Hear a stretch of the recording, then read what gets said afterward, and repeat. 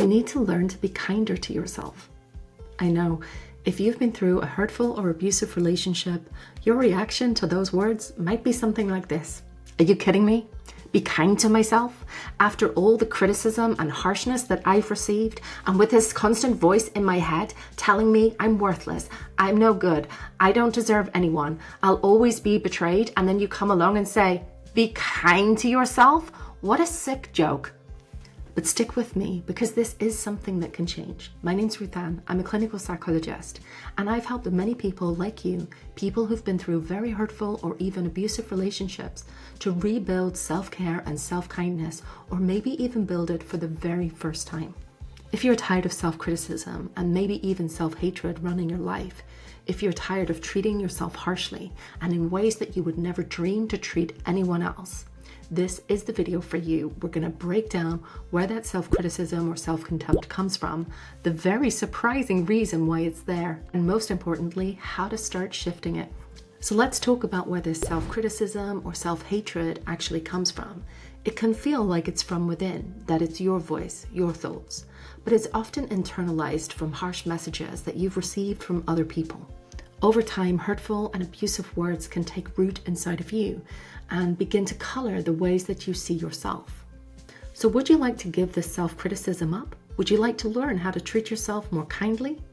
The logical answer would seem to be yes, but I've worked as a clinical psychologist for over 15 years, and I've yet to meet anyone, including myself, who would respond to that question with an enthusiastic and unreserved yes. In fact, we can be surprisingly reluctant to give up being harsh with ourselves.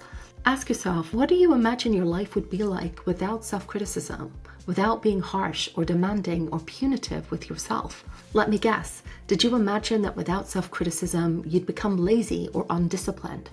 Did you fear that you'd let yourself go and end up abandoned and unloved? Or maybe you imagine that if you weren't hard on yourself, that you would let people see your true self and that they would reject you.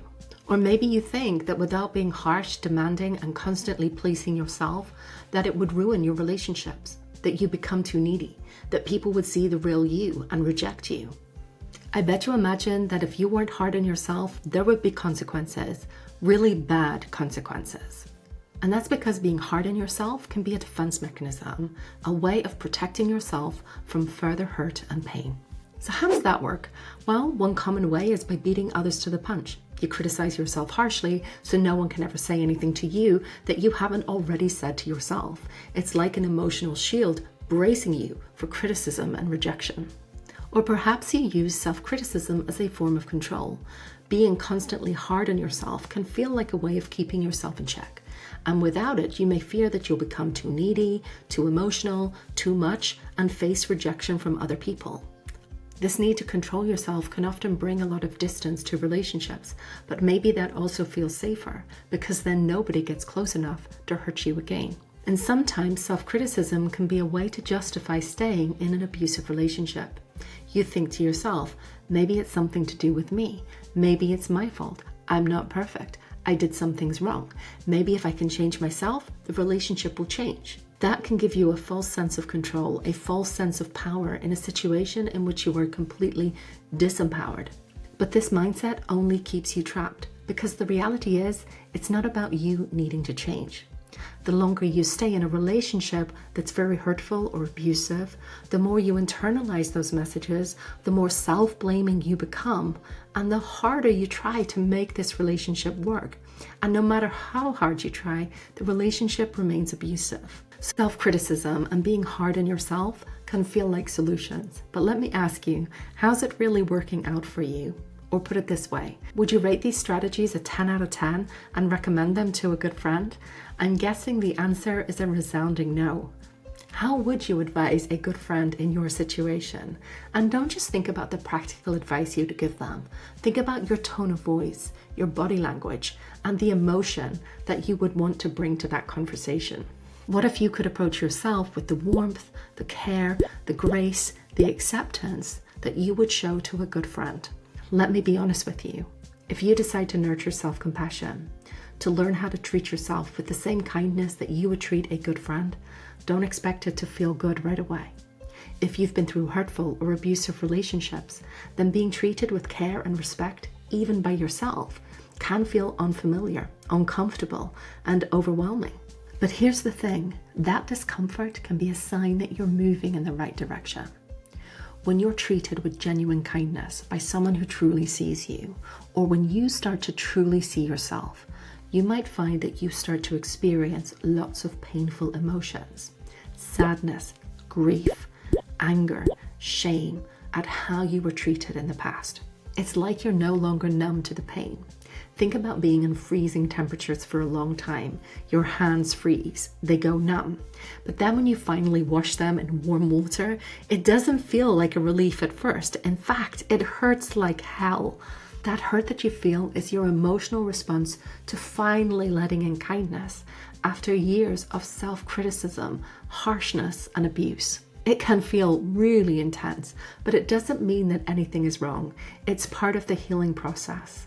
And just like the pain when you put your numb hands into warm water, it will eventually subside and you'll start to feel a sense of relief and ease. And maybe the first step to building self-compassion is to simply acknowledge how hard and how painful it can be.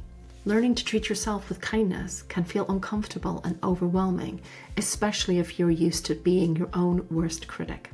At least part of you may resist this, because deep down you may believe that if you allow yourself to feel, to be kind to yourself, that you'll reopen old wounds, you'll experience old feelings, and you'll open yourself up to kindness and love from others and put yourself at risk for being hurt and betrayed again. And if you're still in an abusive or hurtful relationship, being kind to yourself may mean facing the full reality of what you're living through.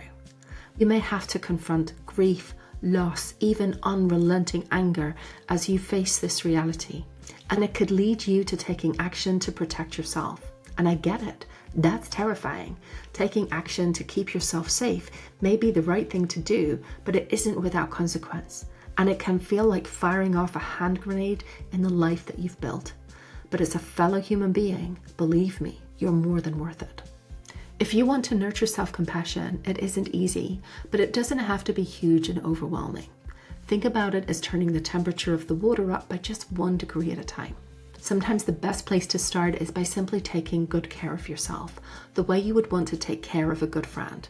That can start with really practical steps, like resting when you're tired, getting enough sleep, eating proper meals, getting outside, touching grass, and giving your body a chance to move.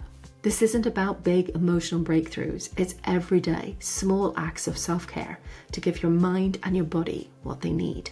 And if those small acts of self-care feel like adding ever more to your already bulging to-do list, sometimes self-compassion doesn't have to be about adding more things in. It can be infusing what you already do with an attitude of self-care and self-kindness. Can you approach basic, everyday tasks that you already do with an attitude of care? When you have a warm drink, or you brush your teeth, or you take a shower, or you eat a meal, can you do so with an attitude and an intention of caring for yourself? So you don't even have to do more. You can shift what you already do and infuse it with an attitude of kindness, self-care, and self-compassion. These small actions over time add up to far more than the sum of their parts. They become the beginning of a whole new way of relating to yourself. And that way of relating to yourself becomes the foundation and sets the stage for future relationships with other people, characterized by that same tenderness, care, and respect. Self-compassion can feel like an uphill journey, especially after years of self-criticism. It's like moving to a foreign place that's very unfamiliar to you and sometimes feels threatening. But think of it as moving to another country, having to learn a new language and a new set of customs. It's going to take time to acculturate. So start where you are, and there's no need to rush. Just considering self-compassion really is a step in the right direction. And with time and patience, self-compassion will start to feel more familiar and even like you're coming home to yourself. If this is a journey that you're on, check out the description and pinned comment for a free resource that can help you on your way.